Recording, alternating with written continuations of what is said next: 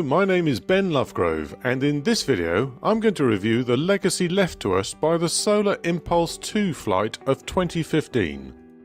In Abu Dhabi in 2015, the Solar Impulse 2 took off to begin its flight around the globe powered only by solar panels.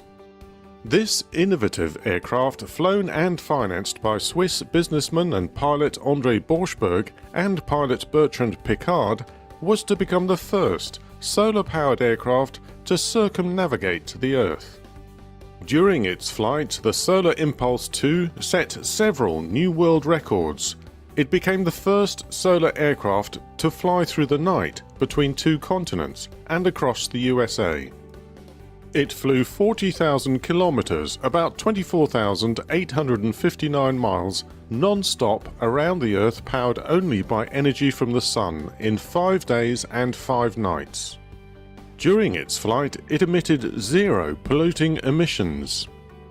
Although this aeroplane proved its point, that solar power has the potential to be an energy source for at least some type of aircraft, the questions remain. What did we learn from this flight? What is its legacy? So let's see if we can answer those questions with a brief review of what occurred. How did the Solar Impulse 2 work? The Solar Impulse 2 is a small one-seat aircraft containing over 17,000 solar cells incorporated into a colossal 72-meter wingspan and along the fuselage. By comparison, the Boeing 747's wingspan is only 60 meters. Pilots Borschberg and Piccard took turns flying the experimental aircraft during the trip. They were helped by a huge team on the ground whose main task was to anticipate every possible scenario and to ensure that the aircraft was working optimally. The Solar Impulse's journey depended very much on suitable weather conditions. However, this didn't mean that the aircraft couldn't fly in cloud or at night. During the day, the solar cells recharged the aircraft's lithium batteries, allowing the Solar Impulse 2 to maintain power at night. Was Solar Impulse 2 the first solar-powered aircraft? The Solar Impulse 2 was not the first, but it was the first to fly around the world. In the early 1970s, Astroflight, a US-based alternative energy company, built a solar-powered aircraft called the Sunrise 1. Its first flight took place on November 4, 1974, at Fort Irwin in California. The aircraft was powered by more than 1,000 solar cells, producing 450 watts of power. Within a couple of years, Astroflight produced an improved Sunrise 2 with more power and extended flight limits. In 1980, also in California, the Gossamer Penguin was the first solar-powered aircraft capable of carrying a human pilot.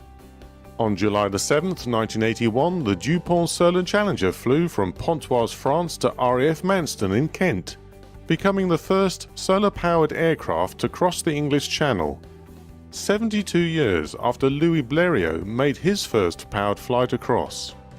What did the Solar Impulse 2 teach us? The whole purpose of the Solar Impulse 2 was to prove that solar power is a viable energy resource for powered flight. However, some aviation industry commentators argue that the experimental aircraft managed to prove the exact opposite. One of the aircraft's flights from Hawaii to California took over 62 hours, much more than it took Amelia Earhart 80 years ago when she first made that non-stop journey. The Solar Impulse 2 was obviously much slower and only capable of carrying very small payloads.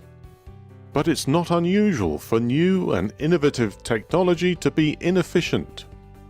They are designed to prove a principle, and with development and improvements they begin to realize their potential. However, investment costs cannot be taken for granted, no matter how exciting the potential may be.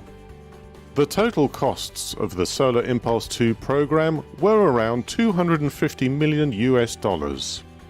As well as the 2 pilots, the historic flight involved the combined efforts of 30 engineers, 25 technicians, and 22 mission controllers.